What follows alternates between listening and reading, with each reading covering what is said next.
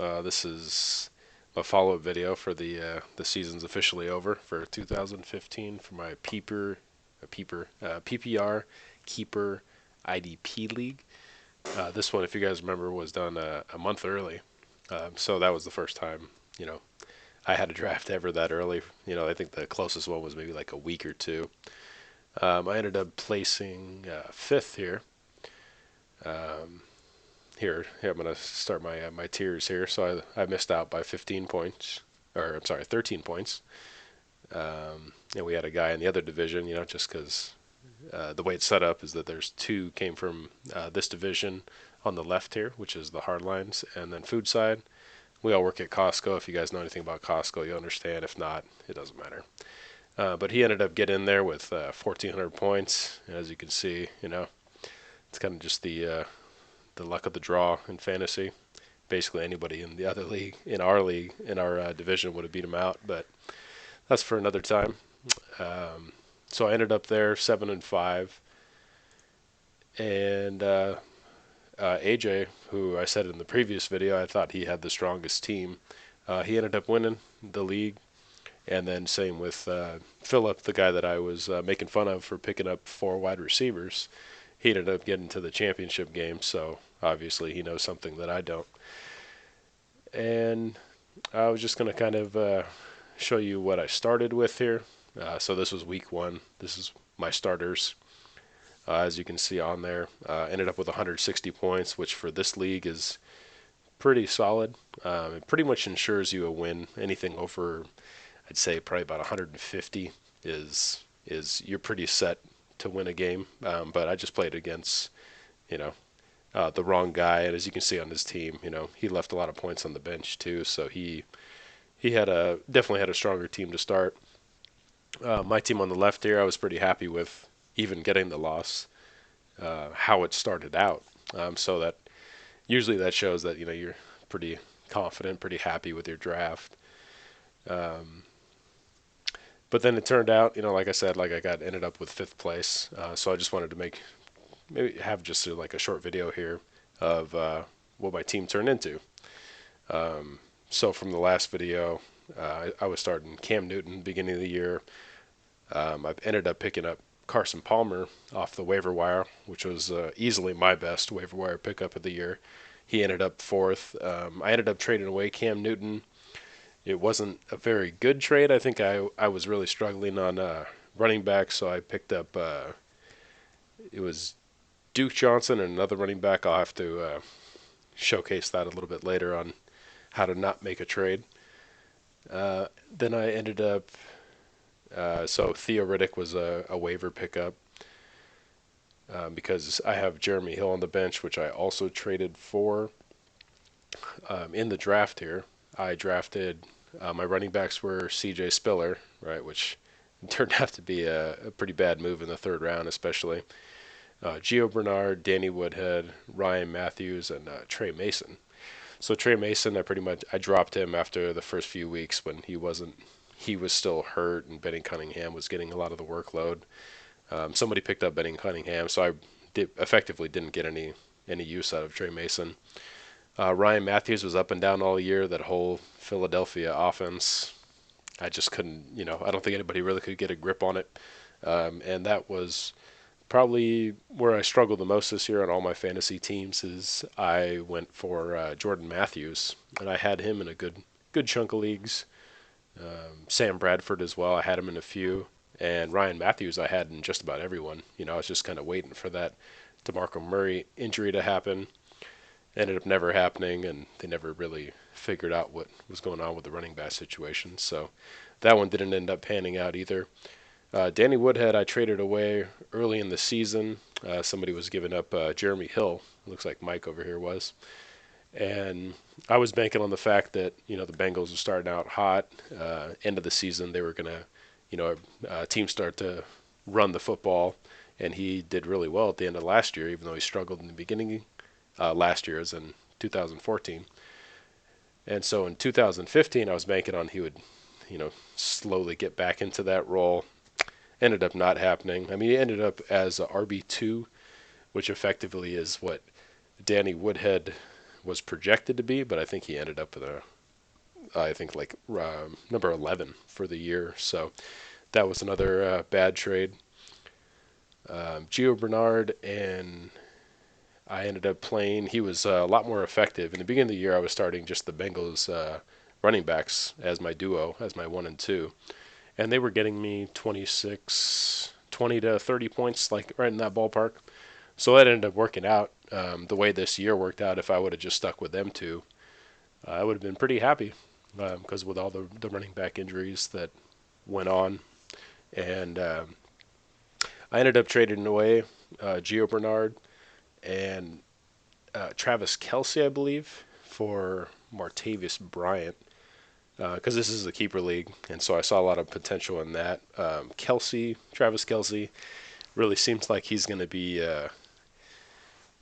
his limitation is going to be Alex Smith. So until they get into some type of rhythm or he shows more, I've had Kelce for the last few years in most of my leagues, and he's very solid.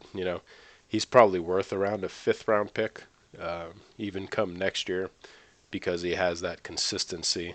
But that big play ability is limited by Alex Smith because of their offense and Andy Reid too. So I was looking for some type of big hitter because a few games into the season, I lost a few games, and I also this was the one league that I didn't get Martavius Bryant in the, I think it was like 5th or 6th round was drafted here, and I had him in all my other leagues, and I just wanted to go for him and then have that potential for next year for the keeper league to keep him in the looks like 1, 2, 3, 4, 5, 6, 6th round. So that could turn out to be really solid for me to keep Martavis Bryant in the 6th when he basically gives you a wide receiver 2 value. And who knows what happens next year if they at the end of the season for Martavis Bryant, he kind of tapered off. He was injured, and there's some you don't really know what's happening with that. Maybe like a maturity thing. I don't know, but we'll see what happens with that. And then, as you guys know, for CJ Spiller, just nothing. Like he said, he had a few good games, but they pretty much amount to like a handful of plays for the year, and then besides that, he just is non-existent. So that was pretty much my running back situation, and so that led me to, like I said, Duke Johnson. I ended up trading away Cam Newton, and I got Duke Johnson and somebody else, which I'm pretty sure I already dropped. Denard Robinson was a waiver pickup. He was good for, I don't even know, I think it was like a week or two. Yeah. Nobody plays in 17, so he ended up being pretty solid from week 14 to 16. Scoring 10, 12 points, 15 points. That's more than what you could ask for this year from running backs. And then I ended up with Thomas Rawls, but that was somebody just dropped him. This is just for keepers for next year. So that's what happened is once I got kicked out of the playoffs and I was just fighting for a draft spot, I felt like I had the better team against what was left over here. I think it can show you here. It wasn't that much better, but I felt like I was going to win it. So what I started doing is just dropping all those backup players that there was no chance I was going to keep them for next year. And I started picking up, like Devontae Parker, Dorial Green-Beckham, and Thomas Rawls. Those are 3 keepers I feel like that Thomas Rawls specifically, Marshawn Lynch is probably on the way out. And he's older. This is before the playoffs, so you never know what's going to happen. If he wins them another Super Bowl, they'll probably keep him around. But that'd be a really good pickup because he wasn't drafted, so I'll end up get to keep him in like the 18th round. Dorial Green-Beckham and Devontae Parker, they were all drafted in the 18th round as well from the draft board here. So Devontae Parker's down in this area, and then I actually drafted Dorial Green-Beckham.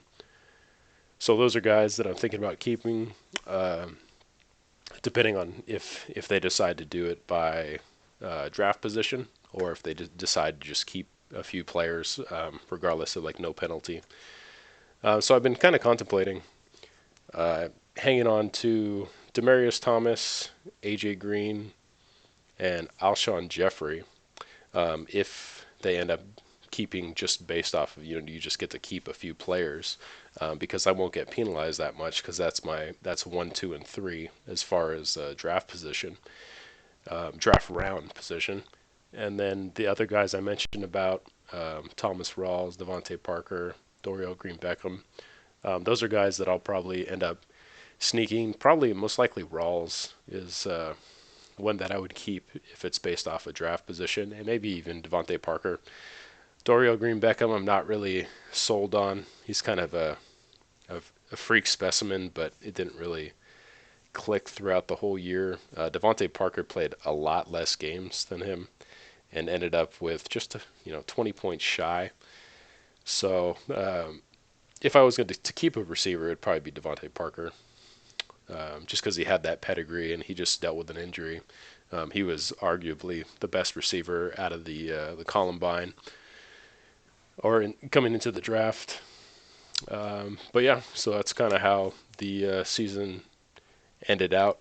I ended up just missing the playoffs, and as soon as I did that, I started fighting for keeper of next year, and we'll see what happens in the off season. A lot of things can happen. Everything that I said could completely swap around. And yeah, I'll have a few more videos off my draft position. I kind of go through and analyze everything that I said about all these players, and I'm looking at my right and wrong list, and my wrong list is quite a bit higher. And usually that tends to work out if you end up not winning your league, or not doing well for that fantasy year. Is that your projections and kind of your gut feelings didn't quite pan out. But yeah, I'll have a few more videos in the next few days here. So stay in tune. Write some comments if you'd like.